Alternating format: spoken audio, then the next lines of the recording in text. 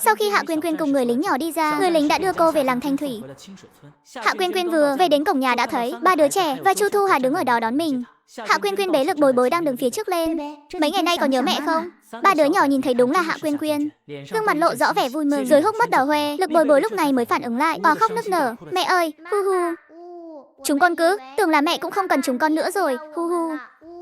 Lực vô cùng ôm lấy, bắt chân Quyên Quyên khóc thảm thiết. Lực Văn tuy không khóc thành tiếng nhưng vẫn đứng một bên, cúi đầu lấy tay áo lau nước mắt. Lúc này Chu Thu Hà tiến tới. Quyên Quyên, em cuối cùng về rồi, em mà không về nữa thì ba đứa nhỏ này chắc chưa sáng đã bỏ dậy chạy ra đầu làng để đợi em về đấy. Hạ Quyên Quyên rơm rớm nước mắt nhìn ba đứa nhỏ. Đợi gì chứ, em còn có thể không về sao? Vào nhà thôi, chị dâu ba, mấy ngày qua cảm ơn chị. Cảm ơn gì chứ, ba đứa nhỏ này còn gọi chị là thím ba mà. Chị đâu có giúp người ngoài. Còn nữa, cái này trả lại cho em quá khách sáo rồi. Hạ Quyên Quyên thấy số tiền mình từng đưa cho, bí thư chịu nhờ ông ấy chuyển cho Chu Thu Hà. Thế sao được, mấy ngày qua chúng ăn uống, chẳng lẽ lại khiến chị nghèo đi được? 10 đồng này mà chị nhận thì sau này chị còn mặt mũi ở làng Thanh Thủy nữa. Em đừng có khách sáo như thế. Hạ Quyên Quyên thấy vậy cũng không khăng khăng nữa mà cất 10 đồng đi. Vậy được, cảm ơn chị dâu ba. Hạ Quyên Quyên mỉm cười, từ trong tay nải lấy ra các loại đặc sản, bánh kẹo mua từ thành phố về, chia cho ba đứa nhỏ xong, cô lại đưa cho Chu Thu Hà một túi lớn, bảo chị mang về cho gia đình, để hai đứa con gái ở nhà ăn. Ngoài phần chia cho Chu Thu Hòa, Hạ Quyên Quyên còn chia thêm một phần để đưa cho Hạ Song Sơ và Lâm Ngọc Như, định bụng ngày mai sẽ đi thôn Hạ gia đưa cho họ. Thím ba à, hai đứa con gái nhà thím không cùng tới đây sao? Vậy ai chăm sóc chúng đây? Chú ba ở nhà nên tiện thể chăm sóc hai đứa nhỏ đó luôn. Chú ba cứ ở nhà suốt vậy sao? Chú ấy không đi làm à? Chú ấy hả? Dạo này việc trong thôn ít đi rồi, muốn lên thành phố tìm công việc lương lậu khá chút. Nhưng mà khó tìm quá. Đang giàu đây này, có gì mà phải giàu, giờ thiếu gì cơ hội. Chị quen biết rộng, có biết chỗ nào giờ có thể tìm được công việc đi làm ngay không? Em biết chứ. 2 hôm trước bạn em vừa tìm được một việc, đã bắt đầu đi làm rồi. Tìm thế nào vậy? Kể chị nghe mau. Đơn giản lắm, bạn em so sánh mấy nền tảng tìm việc liền, vẫn cứ là 58 đồng thành, vừa nhàn vừa hiệu quả. Sáng sớm ngày hôm sau, vừa định đi một chuyến tới thôn Hạ gia để mang đặc sản mua từ kinh thành về cho Hạ Song và Lâm Ngọc Như, không ngờ Lâm Ngọc Như lại tự mình đến trước. Lực Chiến không sao chứ? Hôm đó nghe người ta nói xe bên đó gấp gáp, đón con đi. Mẹ với bố con suýt chút nữa là lo sốt vó. Bố con còn đến Điểm Liên lạc hỏi thăm mấy lần mà không có tin tức chính xác. May mà mấy ngày sau con đã về. Lực Chiến không sao, chỉ bị thương nhẹ thôi. Chẳng phải lại đi làm nhiệm vụ rồi sao? Anh ấy còn bảo Tết này sẽ về ăn Tết đấy. Nói thì nói vậy chứ lòng mẹ vẫn hơi lo.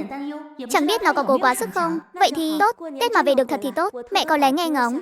Từ lúc Lực Chiến đi lính, mấy dịp Tết cũng chỉ có 2-3 năm trước khi bố nó còn sống là có về. Sau này toàn đi làm nhiệm vụ, đều đón Tết ở bên ngoài. Hesi, nghĩ đến nó, lủi thủi một mình bên ngoài vào sinh ra tử. Ra đi như vậy cũng thật là đáng thương. Năm nay anh ấy về rồi, cả nhà mình sẽ cùng ăn một cái Tết đoàn viên.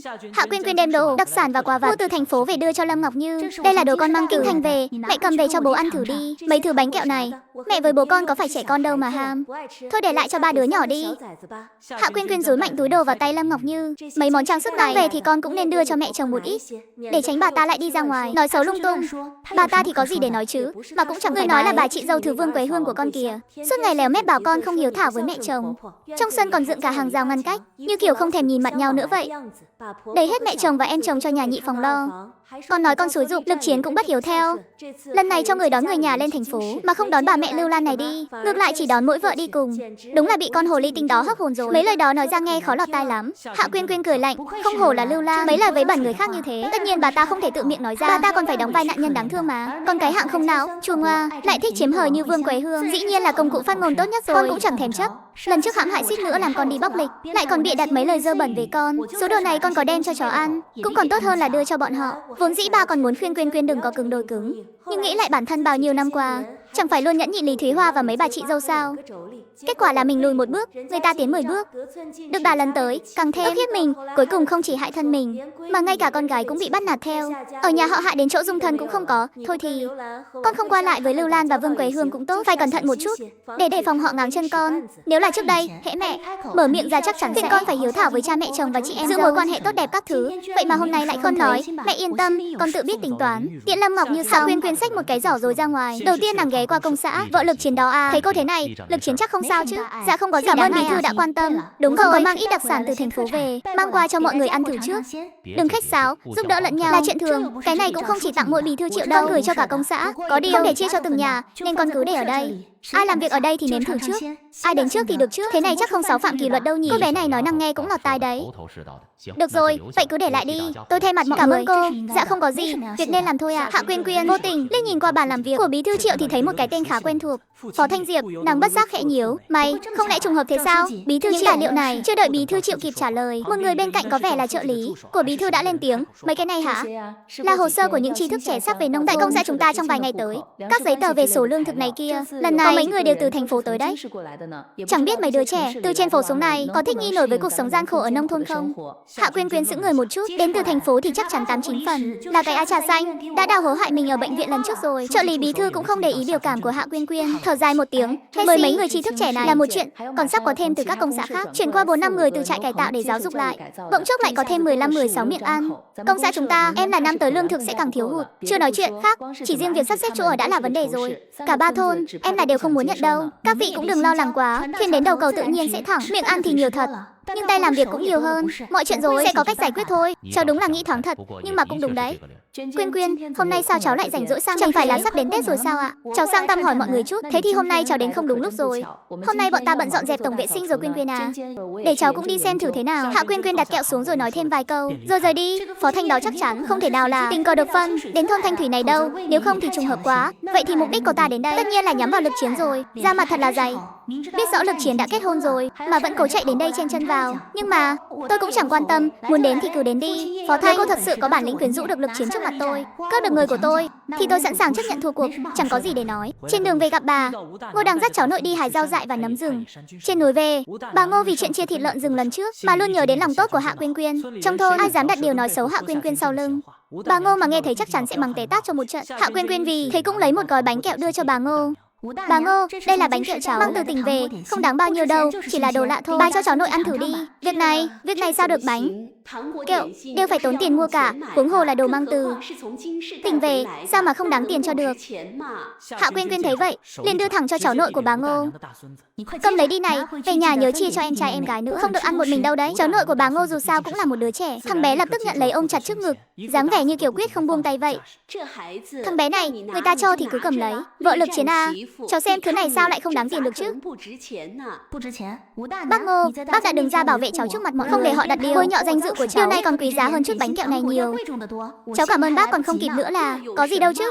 Đó là do cháu sống ngay thẳng, chẳng có chỗ nào để người ta bắt bẻ được, nên bác mới dám nói trước mặt mọi người. Cũng chỉ là vài câu nói thôi, đáng bao nhiêu tiền đâu. Nói đoạn, bà Ngô đem đống nấm và mộc nhĩ hái được trên núi đưa hết cho Hạ Quyên Quyên.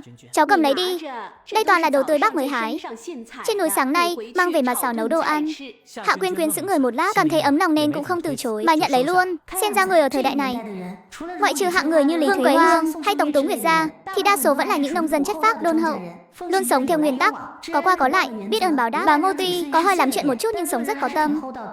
Hạ Quyên Quyên tặng xong quà vật lại ghé qua hợp tác xã trên trấn. Trước tiên là biếu chủ nhiệm Trịnh một túi kẹo đặc sản để cảm ơn lần trước ông đã đưa cô lên huyện. Chủ nhiệm Trịnh dĩ nhiên là từ chối một hồi rồi mới nhận lấy. Tuy ông là chủ nhiệm hợp tác xã, nhưng mấy món mua ở thành phố này ông cũng chẳng có kênh nào để kiếm, chẳng phải đồ hiếm sao. Hạ Quyên Quyên tiếp đó bảo nhân viên bán hàng lấy cho mình 2 túi sữa bột. Cháu đến đúng lúc lắm, tôi có chuyện muốn hỏi cháu. Điều chủ nhiệm Trịnh muốn hỏi dĩ nhiên là chuyện muốn mời cô làm nhân viên bán hàng cho hợp tác xã. Mỗi lần cháu đến mua đồ, bao gồm cả lần đi huyện nhập hàng, tôi đều đã quan sát rồi. Cháu tính toán giỏi, chỉ nhớ tốt, làm việc lại nhanh nhẹn. Tôi đã báo cáo với lãnh đạo cấp trên rồi. Còn tiền trợ cấp ấy à, trước đây trả cho Tống Tú Nguyệt là mỗi ngày 7 điểm công cộng thêm 1 tệ. Tôi đã xin cho cô được 9 điểm công và thêm 2 tệ. Thế sao? Nếu cô đồng ý thì mai có thể đi làm ngay. Nói đoạn ông ta lại sắp lại gần. Còn nữa, tuy chỉ là nhân viên bán hàng nhưng lãnh đạo nói nếu làm tốt có thể được vào biên chế nhà nước, là nhân viên chính thức của Bách Hòa đấy. Đến lúc đó hộ khẩu nông thôn của cô và mấy đứa nhỏ ở nhà có khi đều được chuyển thành hộ khẩu thành thị ăn lương thực nhà nước đấy. Hạ Quyên Quyên lập tức nghĩ ngay đến việc có thân phận nhân viên bán hàng thì có thể danh chính ngôn thuận xin làm cấp giấy giới thiệu lên huyện rồi. Nhưng làm nhân viên bán hàng thì ngày nào cũng phải có mặt điểm danh. Hơn nữa dù có dễ xin giấy giới thiệu lên huyện thì cũng là để đi làm thôi, chứ đâu thể để mình tự do chạy ra chợ đen bán đồ hay làm việc khác để được lên huyện thuận tiện. Mà đánh đổi cả tự do thì mình đâu có ngu. Và lại mình còn có không gian và chức năng dịch chuyển. Chờ khi dùng thạo rồi thì việc lên huyện chẳng cần đến giấy giới thiệu nữa. Nhưng mình cũng không ngốc đến mức từ chối ngay. Dù sao đề nghị của chủ nhiệm Trịnh đối với phụ nữ nông thôn Bình Thương mà nói là cơ hội ngàn năm có một. Hạ Quyên Quyên mỉm cười. Chủ nhiệm Trịnh, cảm ơn ông nhiều quá. Chuyện này, phận đàn bà như tôi không tự quyết định được. Để tôi gửi điện tín bàn bạc với chồng tôi một chút, rồi mới trả lời ông được. Ông thấy thế nào? Có gì mà không? Được, cô cứ cân nhắc kỹ rồi báo tôi là được. Đúng rồi, 2 ngày nữa tôi phải lên huyện nhập hàng. Nếu cô rảnh, thì đi cùng cho vui. Sẵn tiện giúp tôi đối soát sổ sách. Chưa đợi Quyên Quyên trả lời, cô nhân viên bên cạnh đã hỏi. Quyên Quyên, chẳng phải tôi nhớ, con nhà cô mấy tuổi rồi sao? Sao vẫn còn bú sữa bột hả? Không, tôi mua để tặng chị dâu ba. Gần đây chị ấy giúp tôi nhiều việc lắm. Tôi và chị dâu ba trước đây cũng khá thân thiết, nhưng dạo này lâu lắm rồi không thấy chị ấy đâu. Trời ơi, chị ấy dạo này hả? Trong thôn đang thiếu việc làm, nên chị ấy muốn ra ngoài tìm việc để phụ giúp gia đình. Nhưng mà chạy lên huyện mấy chuyến, phỏng vấn đều chẳng đi đến đâu cả. Đang giấu hết cả người đây. Tôi cứ tưởng chuyện gì, chút chuyện này mà cũng phải lo sao? Bây giờ tìm việc làm, đâu có cần phải tốn sức như thời của tụi mình hồi xưa. Chị à, người như chị, thì những gì chị nói để em về xem lại sau. Hợp tác xã mình có bán bút chì với giấy nháp không à? Cô Vân qua năm là 6 tuổi rồi. Cô Vũ và Bồi Bồi cũng lần lượt là 5 và 4 tuổi. Cũng đến lúc đi học rồi, tranh thủ mùa đông rảnh rỗi. Có thể dạy bọn trẻ tập viết trước, mấy chữ đơn giản thôi, để xây dựng nền tảng. Chủ nhiệm Trịnh ngẩn người một lát. Nhà tôi cũng có 2 đứa trẻ. Hạ Quyên Quyên mua giấy bút 8 phần, là để cho bọn trẻ đi học đúng không? Trong cái thời đại mà trẻ con ăn no còn là vấn đề, đa số mọi người đều bắt trẻ con ra ngoài kiếm công điểm, nhưng người như Hạ Quyên lại chủ động mua giấy bút cho trẻ nhỏ để chúng học chữ sớm thì thật là hiếm có. Chủ nhiệm Trịnh không khỏi nhìn Hạ Quyên Quyên bằng ánh mắt đầy kinh ngạc và tán thưởng. Giấy bút đều có cả, mua cho mấy nhóc tì ở nhà học bay hà? Vừa hay con tôi có mấy cuốn sách giáo khoa cũ để học, tôi mang qua cho cô. Vậy thì cảm ơn chủ nhiệm Trịnh nhiều lắm. Hạ Quyên Quyên thanh toán xong liền đi thẳng đến nhà Chu Thu Hòa. Quyên Quyên, sao em đến mà chẳng đánh tiếng lấy một lời thế? Chị còn chẳng thấy em nữa, thấy chị bận rộn nên em không dám làm phiền, cũng chẳng có gì đáng để tính đâu, không có việc đồng áng, cũng chẳng ra ngoài điểm được, nên lấy ra tính toán giết thời gian thôi. Hạ Quyên Quyên cũng không vạch trần, cô đặt 2 túi sữa bột lên bàn. Hôm qua đưa 10 tệ chị không nhận, nên em mua thành sữa bột rồi, coi như là em mua cho đồng bào. Chị không có quyền từ chối thay thằng bé đâu. Chu Thu Hà nghe xong, mặt đỏ bừng bừng lên. Thật ra vừa nãy tôi đúng là đang lo lắng chuyện sữa bột, thằng bé đã lâu rồi không có sữa uống. Nếu bỏ tiền mua sữa thì không còn tiền ăn Tết nữa. Quyên Quyên, 2 túi sữa lần trước cô mua vẫn chưa uống hết, sao tôi nỡ nhận thêm chứ? Dù sao chị có nói gì, em cũng không nghe đâu. Có rồi thì chị bảo đông bảo nhà chị mở miệng nói không cần đi, thì em sẽ mang về. Một câu nói khiến Chu Thu Hà bật cười. Quyên Quyên, thực sự cảm ơn cô. Cảm ơn gì chứ? Lúc em không có nhà, chẳng phải chị vẫn giúp trông nom Tiểu Văn và mấy đứa nhỏ sao? Cứ vài ngày anh chị lại lẳng lặng gánh giúp em một lu. Lúc đó thôi, em cũng đâu có cảm ơn chị đâu. Tan tẩu, vừa nay em nghe chị tính toán, chẳng cần giấy bút gì cả, chắc chị từng đi học và biết tính toán rồi nhỉ? Chu Thu Hà khựng lại. Ôi, lúc nhỏ tôi có học qua với cha tôi. Cha tôi trước giải phóng là kế toán cho nhà giàu, hành chi, nhưng mà thế này thì dễ rồi Tan tẩu. Nếu chị dám thể hiện khả năng tính toán và biết chữ, em vừa hay biết một mối, giúp chị vừa làm việc vừa có thêm thu nhập, mỗi ngày kiếm được 7 điểm công. Ngoài ra còn có thêm tiền nữa. Theo em được biết, Chu Thu Hà trong mắt người ngoài luôn là kiểu phụ nữ nông thôn hiền lành không học thức, có vẻ là đã cố ý che giấu việc mình từng đi học. Sau khi Hạ Quyên Quyên tách khỏi vợ chồng kia, bọn côn đồ liền bám theo cô và con ngõ nhỏ. Ra đây đi Lão Tam, kẻ cướp mối làm ăn của chú là con mụ này sao? Trông cũng xinh đẹp đấy chứ, gan cũng không nhỏ đâu. Đúng vậy đại ca, chính là cô ta. Thịt lợn cô ta bán có 1 cân, chẳng phải là muốn phá chuyện làm ăn của chúng ta sao? Cô này trông xinh xắn thật đấy. Hôm nay anh đây tâm trạng tốt, chỉ cần em chiều chuộng anh cho tốt. Hôm nay chuyện ở khu giao dịch anh sẽ không chấp nhặt với em nữa. Vừa nói hắn vừa giơ tay định sờ mặt Hạ Quyên Quyên. Khóe môi Quyên Quyên thoáng hiện một nụ cười lạnh. Vốn tưởng sẽ có một trận chiến kịch tính ra trò thế, nhưng mấy tên tay chân yếu ớt này đã sớm thảm bại. Xem ra mấy ngày nay mình tập võ thuật và gô đâu không hề uổng phí. Đối phó mấy tên lưu manh vẫn còn dư giả chán. Tên cầm đầu rõ ràng không ngờ rằng trước mắt cô vợ nhỏ yểu điệu lại đột nhiên ra chân hiểm hóc như vậy. Hắn ôm chặt lấy chỗ hiểm, quắp lại như con tôm luộc. Đại ca, con mụ thối tha tao liều mạng với mày. Đều rút ra một món đồ chơi nhỏ, ánh mắt hung ác lao đến trước mặt Hạ Quyên Quyên. Con mụ thối tha đang xuất đi. Hạ Quyên Quyên dùng mình một cái, cảm nhận được nguy hiểm theo bản năng định né tránh, nhưng lúc này đã không kịp né nữa rồi. Bất thình lình một bóng đen vọt tới nhanh như chớp, chộp lấy bàn tay cầm đồ chơi của hắn rồi vặn mạnh một cái. Rắc rắc 2 tiếng xương cổ tay và khớp vai đều bị vặn cho chật khớp. Tên cô đau đến mức không thét lên được chỉ trong nháy mắt, mồ hôi vã ra như tắm. Hạ Quyên Quyên hoàn hồn lại dễ dàng nhìn thấy một gương mặt quen thuộc. Người tới còn tàn nhẫn hơn cả cô. Tên lưu manh này em là nửa đời sau không còn hạnh phúc nữa rồi. Hạ Quyên Quyên nhíu mày, nhìn người đàn ông vừa cứu mình mà có chút đau đầu. Nghiêm Hạo Thiên, rốt cuộc anh ta bắt đầu theo dõi từ lúc nào vậy? Cảnh mình xử lý 4 tên này chắc anh ta thấy hết rồi, nếu không chẳng thể ra tay kịp thời như vậy. Nghiêm Hạo Thiên cười tê tét giọng, giờ anh ta nháy mắt với Hạ Quyên Quyên. Lại gặp nhau rồi, mình thật muốn tìm cái lỗ nào chui xuống. Trước khi đi chợ đen mình đều đã cải trang rồi, vậy mà lần này Nghiêm Hạo Thiên lại nhận ra mình ngay, nghĩa là việc cải trang trên thị trấn của mình vô dụng rồi. Cái gì mà gặp nhau? Anh suốt ngày đi lang thang rảnh rỗi quá nhỉ? Gì cơ? Tôi không có rảnh rỗi đâu nha. Hôm nay tôi đến đây là có nhiệm vụ đấy. Anh thì có nhiệm vụ gì chứ? Suốt ngày lông bông, ai bảo tôi rảnh nào? Không phải sắp đến Tết rồi sao? Hôm nay tôi còn định đi mua ít đồ dọn dẹp, về nhà vệ sinh cái máy hút mùi một chút. Cái đó thì hơi khó chùi đấy, nếu không có dụng cụ chuyên dụng thì khó dọn lắm. Anh nói vậy cũng đúng thật, nhưng tôi chẳng biết mua đồ chuyên dụng ở đâu cả. Tự mình dọn dẹp thì mệt lắm, tìm người đến dọn tận nơi cho đỡ tốn sức, đỡ bao nhiêu phiền phức. Tôi cũng từng nghĩ đến chuyện tìm người, nhưng mà sắp Tết rồi nên khó tìm lắm. Tôi hỏi mấy chỗ rồi, đều bảo lịch kín hết. Chẳng đặt được lịch luôn. Hạ Quyên Quyên trong lòng chuông báo động reo vang. Trước còn tưởng anh ta là dân buôn ở chợ đen, nhưng thân thủ giỏi thế này, lại còn nhận ra mình đang cải trang. Bây giờ có thể gạt bỏ suy đoán đó rồi. Dù không đoán được danh tính của anh ta, nhưng tóm lại là rất nguy hiểm. Hạ Quyên Quyên chớp mắt, giả vờ bộ dạng sợ hãi, yếu đuối. Đại ca, anh đang nói gì vậy? Em không hiểu. Cảm ơn anh đã cứu em, nhưng hình như hôm nay là lần đầu mình gặp nhau. Cô bé này thú vị thật. Đại ca, anh đúng là người tốt. Em phải về nhà gấp đây. Hạ Quyên Quyên vừa phát thẻ người tốt xong là định chuồn lẹ luôn. Ồ, nói vậy là khi tôi áp giải 4 tấu này lên đồn cảnh sát, có nên báo luôn vụ mấy hôm trước thấy có người bán nguyên con lợn rừng ở chợ đen không nhỉ? Hạ Quyên Quyên khựng lại, hít một hơi thật sâu. Nhịn nào. Hạ Quyên Quyên quay người đi về phía trước mặt Nghiêm Hạo Thiên. Con lợn rừng đó là anh mua mà, anh mà tố cáo thì anh cũng không thoát được đâu. Nghiêm Hạo Thiên nhếch môi cười. Giờ thì nhận ra tôi rồi sao? Đại ca, anh muốn thế nào? Có phải chê giá lần trước bán cho anh cao quá không? Nghiêm Hạo Thiên lắc đầu. Giá là do tôi đồng ý, không có lý do gì hối hận. Nhưng chẳng phải chúng ta đã thỏa thuận rồi sao? Có hàng thì bán cho tôi, giờ không chỉ bán cho người khác mà còn giả vờ không quen tôi thật sự thấy hơi đau lòng đấy. Tim Hạ Quyên Quyên đập thình thịch, nhìn Nghiêm Hạo Thiên đầy chột dạ. Tôi chỉ là lên huyện, chỉ là tiện đường thôi mà đồ ngốc. Tôi vẫn sẽ bán cho cô mà. Nghiêm Hạo Thiên gãi đầu. Ồ, vậy chuyện của gã thu mua họ Lưu và vợ hắn là sao? Tim Hạ Quyên Quyên thắt lại. Sao người đàn ông này lại biết cả chuyện đó chứ? Anh theo dõi tôi à? Theo dõi thì không đến mức đó, chỉ là vô tình bắt gặp thôi. Ánh mắt Hạ Quyên Quyên có chút lạnh lẽo. Vậy sao? Anh bắt gặp rồi, định đi tố cáo tôi sao Nghiêm Hạo? Thiên thấy sắc mặt Hạ Quyên Quyên thay đổi, liền cảm thấy có lẽ mình đã đùa hơi quá trớn, khiến người ta nổi giận rồi. Hạ Quyên Quyên vừa từ trong ngõ tối đi ra, không ngờ lại bị mấy tên côn đồ theo đuôi. May mà Nghiêm Hạo Thiên xuất hiện kịp thời, tác động vật lý lên một tên khiến hắn tháo chạy. Sao anh lại biết cả chuyện này? Anh theo dõi tôi. Theo dõi thì không đến mức đó, chỉ là vô tình bắt gặp thôi. Vậy sao? Anh bắt gặp rồi, định đi tố cáo tôi à? Nghiêm Hạo Thiên thấy thần sắc Hạ Quyên Quyên thay đổi, cảm thấy có lẽ mình đã đùa hơi quá đà, khiến cô ấy xù lông rồi. Không đến mức đó đâu. Tôi không thể tự bán đứng chính mình được, phải không? Tôi chỉ đùa với cô thôi. Nếu cô có thư hàng hóa để bán cho người khác thì tôi cũng không có tư cách ngăn cản. Sau này cô cứ như trước đây, bán hàng cho tôi là được. Thế nào? Hạ Quyên Quyên nhíu mày, người đàn ông trước mặt này đầy dẫy sự nghi vấn. Mình thật sự không muốn dây dưa với anh ta thêm chút nào, nhưng cũng không thể nói cắt đứt là cắt đứt. Nếu không Nghiêm Hạo Thiên sẽ làm ra chuyện gì đây? Nghiêm Hạo Thiên thấy cô không trả lời, cứ ngỡ là đã đồng ý. Ba tên này cô không cần lo, lát nữa tôi sẽ xử lý, bọn chúng cũng sẽ không dám hé răng đâu. Hôm nay tôi còn có việc khác, nếu không thì đã đưa cô về làng rồi. Anh ta có ý gì đây? Tôi nghĩ mình rất cần phải làm rõ một chút. Đồng chí Nghiêm, anh đừng nói năng mập mờ như thế. Tôi nói cho anh biết, tôi là người đã kết hôn, là phụ nữ đã có chồng rồi đấy. Đưa tôi về. Thời buổi này, nam nữ đi gần nhau một chút thôi là đã đủ loại tin đồn khó nghe rồi. Anh còn muốn đưa tôi về làng? Nghiêm Hạo Thiên rất bất ngờ trước lời Hạ Quyên Quyên nói. Hạ Quyên Quyên nhìn Nghiêm Hạo Thiên đầy khó chịu. Đồng chí Nghiêm, nếu anh có ý đồ đó với tôi thì tôi nghĩ chuyện làm ăn của chúng ta sau này đừng làm nữa. Cứ thế đi. Không, cô đợi đã. Tôi đáng ghét lắm sao? Lại còn nói tôi rảnh rỗi. Tôi vừa rồi chỉ ở đây xem thử có tìm được việc gì tốt không thôi. Không ngờ anh lại bảo tôi đang theo đuôi anh. Đến đây thì tìm được việc gì tốt chứ? Biết sao được, đành tới thử vận may thôi. Thế công việc lương cao như của anh tìm kiểu gì vậy? Nhìn Quyên Quyên nói xong cũng không đợi Nghiêm Hạo trả lời, cô quay đầu đi nhanh ra khỏi ngõ. Vừa hay lại có thêm một lý do chính đáng để từ chối dính dáng làm ăn với Nghiêm Hạo Thiên. Khá lắm. Nghiêm Hạo Thiên đứng đơ tại chỗ một lúc lâu, sau đó không nhịn được mà gãi đầu.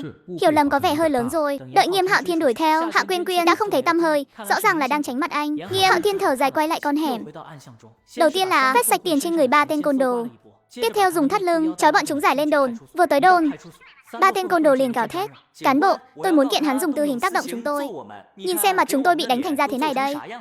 Đều là do hắn làm, tôi tuyệt đối sẽ không nói. Thực ra là do cái cô vợ nhỏ kia đánh đâu. Nếu nói ra thì khỏi cần lăn lộn ở huyện Mạc này nữa. Chẳng lẽ để người ta cười hẹo sao? Dù sao tên này và cô vợ đó chắc chắn là cùng một ruột. Tiếp đó bọn chúng còn tố cáo Nghiêm Hạo Thiên vừa rồi cùng một phụ nữ có chồng, quan hệ bất chính trong ngõ tối. Còn nữa, bọn họ còn cấu kết trục lợi, buôn bán vật tư chợ đen. Hắn còn cướp tiền của chúng tôi, tiền mồ hôi nước mắt của chúng tôi bị hắn vét sạch rồi. Nghiêm Hạo Thiên và anh cảnh sát ở đồn nhìn bọn họ như nhìn lũ ngốc. Ba kẻ đó định vừa ăn cướp vừa lúc đầu cả ba còn hăng hái tố cáo lắm, nhưng càng nói, nhìn biểu cảm của Nghiêm Hạo Thiên và bọn họ bắt đầu thấy chột dạ. Giọng cứ thế nhỏ dần rồi im. Nghiêm Hạo Thiên bẻ khớp tay kêu răng rắc. Anh nhe răng cười, nói rõ xem tôi đã tác động vật lý các người thế nào. Có muốn tôi diễn lại một lần cho các người xem để dễ nhớ lại không? Tên này không lẽ kiêu ngạo đến mức dám xử lý chúng ta ngay tại đồn cảnh sát sao? Cảnh sát nhịn cười. Anh Hạo, mấy tên tép diều này không đáng để anh ra tay. Anh vào phòng tôi ngồi đi, em dặn dò vài câu qua ngay. Hạo Thiên cũng chẳng buồn chấp mấy tên vô lại, anh thong dong bước ra khỏi phòng. Thẩm vấn, các người cũng khá lắm. Đến sĩ quan cấp thiếu tá mà cũng dám vu khống, biết tội vu khống, làm nhục danh dự quân nhân là đi tù bao nhiêu năm không? Muốn ngồi tù một công thì cứ tiếp tục bịa chuyện, tiếp tục vu khống đi. Ba kẻ kia sợ đến mức mặt trắng bệch. Nghiêm Hạo đang ngồi trong văn phòng xem hồ sơ của Hạ Quyên Quyên. Anh nhận ra Hạ Quyên Quyên chính là cô em gái ruột anh tìm bấy lâu. Tiểu đoàn trưởng, bây giờ tôi đã rời khỏi đơn vị cơ động tiền tuyến rồi, cậu cũng đã chuyển ngành, đừng gọi tôi là tiểu đoàn trưởng nữa. Cô em gái đó tên là Hạ Quyên Quyên, vừa mới lấy chồng cách đây không lâu. Thật tình cờ, lúc làm của cô ấy báo cáo thông tin đăng ký kết hôn lên trên, có yêu cầu bổ sung ảnh chụp, bên hộ tịch cũng có lưu lại nên em đã gửi tấm ảnh đó đi. Nhưng mà anh cảnh sát tên Giang Hải Hải, trước đây là lính dưới quyền của Nghiêm Hạo Thiên. Giang Hải ngẩng đầu nhìn Nghiêm Hạo Thiên một cái, rồi mỉm cười. Thằng nhóc này cười gì? Có gì thì nói mau. Em nói xong anh không được tác động vật lý. Cô em gái này trông chẳng giống anh Hạo chút nào. Xinh đẹp hơn anh nhiều lắm. Nói bậy, anh Hạo của chú mày đẹp trai nhất thiên hạ. Ai không phục thì tới đây. Giang Hải, cái thằng giai này chắc chắn là đang ghen tị với tôi. Anh Hạo, anh định thế nào? Có trực tiếp đến thôn Hạ Gia nhận người thân không? Thôn Hạ Gia thì phải đi, nhưng lần này tôi chỉ ghé qua trong lúc làm nhiệm vụ thôi. Đợi xong việc rồi tính tiếp. Còn chuyện nhận thân hay không, tôi sẽ xem xét rồi quyết định. Phía bọn buôn người, cậu cứ tiếp tục điều tra đi. Tôi nhớ đó mình đã bị bắt cóc đi, dù ký ức có chút mờ nhạt, nhưng vẫn nhớ mẹ tôi dẫn tôi đi, nói là dẫn tôi lên thị trấn chơi. Nghiêm Hạo có chút lo sợ, nhất là đồng ý gả bé anh ta cho bọn buôn người. Nếu tôi bị bắt cóc mà được cha mẹ lúc đó ngầm đồng ý, thì loại cha mẹ như thế tôi cũng chẳng cần nhận lại. Thế nhưng em gái thì vô tội, nhất định phải nhận. Còn bên kia, Hạ Quyên Quyên từ trong hẻm nhỏ bước ra liền lập tức rẽ sang lối khác. Tuy nhiên mọi hành động của cô đều bị một người nhìn thấy hết. Sắc mặt Hứa Gia Viễn xa sầm. Hạ Quyên Quyên, cái con nhỏ xinh đẹp này trước mặt tôi thì giả vờ liệt nữ, về mặt thà chết không tòng, hóa ra lại lén lút chui vào ngõ nhỏ với thằng đàn ông khác. Cô ta từng muốn bỏ trốn cùng tôi, thì chính là người đàn bà của tôi. Vừa hay tôi đã nắm được thắt này của cô ta. Con sợ cô ta không phục tùng mình sao? Hạ Quyên Quyên vừa về đến cổng nhà thì gặp ngay mấy đứa nhỏ chạy tới. Mẹ ơi, bà nội đang làm loạn ở trong nhà Tam Thúc kia. Tam Phòng đã tách hộ với Lưu Lan rồi. Giờ này, bà ta còn đến quấy nhiễu. Nghe người trong thôn nói, con dâu thứ ba được công xã tiến cử lên thị trấn, làm nhân viên bán hàng ở hợp tác xã. Phía hợp tác xã cũng đã đồng ý rồi sao? Lực Chiến bất lực gật đầu. Mẹ mơ. Đã có câu trả lời. Lưu Lan ngoài mặt thì không biểu hiện gì, nhưng Lực Kiều Kiều ở bên cạnh rõ ràng đang lén vui mừng, sướng rơn vì vụ làm nhân viên. Chuyện này mẹ thấy con dâu thứ ba đi không hợp đâu. Bình thường nó nói năng còn chẳng lưu loát, đi rồi đến cả khách hàng cũng chẳng dám mở miệng chào hỏi lấy một câu. Chẳng mấy ngày lại bị hợp tác xã đuổi việc cho xem, rồi lại thấy chẳng phải là lãng phí một suất quý báu này sao? Hạ Quyên Quyên nghe xong không khỏi bật cười. Lưu Lan đúng là 1910 với Lý Thúy. Qua năm đó dòng máu xuất đại học của nguyên chủ, còn Lưu Lan giờ lại dòng máu cơ hội làm nhân viên bán hàng này. Và lại Đông Bảo giờ mới có 7-8 tháng tuổi. Nếu vợ con đi làm nhân viên bán hàng rồi thì ai dỗ nó đây? Mẹ thấy là em gái Kiều hướng ngoại, hay nói lại chưa chồng, có thể toàn tâm, toàn ý làm việc, rất hợp làm nhân viên bán hàng. Lão Tam, con lên tiếng đi, bảo vợ con nhường suất này cho em gái đi. Lưu Lan vừa dứt lời, Lực Kiều Kiều liền nhìn Lực Chiến với vẻ mặt đầy mong đợi. Anh ba, anh đồng ý đi mà, em là em gái ruột của anh đấy. Đợi em làm nhân viên bán hàng rồi, em chắc chắn sẽ không quên ơn đâu. Khi nào anh ba đến mua sữa bột, em sẽ giảm giá cho anh hẳn 10% luôn. Anh thấy được không? Đúng đấy chú ba. Chị cũng thấy thím ba không hợp, cái ngữ như thí mấy, kim châm vào, đau còn chẳng dám kêu. Thì mấy mà cũng làm được nhân viên bán hàng, thì chị đây còn làm được chủ nhiệm hợp tác xã rồi. Dù chị chẳng muốn cô Út làm nhân viên bán hàng, nhưng nếu để Hạ Quyên Quyên làm thì lòng chị còn khó chịu hơn. Nên là để cô Út làm thì vẫn tốt hơn chút. Mẹ chồng, suất này là của con, mẹ muốn hỏi thì cũng nên hỏi con chứ. Hỏi Lực Chiến làm gì? Cho dù anh ấy có đồng ý nhường, con cũng sẽ không nhường đâu. Lưu Lan, Vương Quế Hương và Lực Kiều Kiều đều ngẩn. Lực Chiến cũng hơi sững sờ nhìn vợ mình.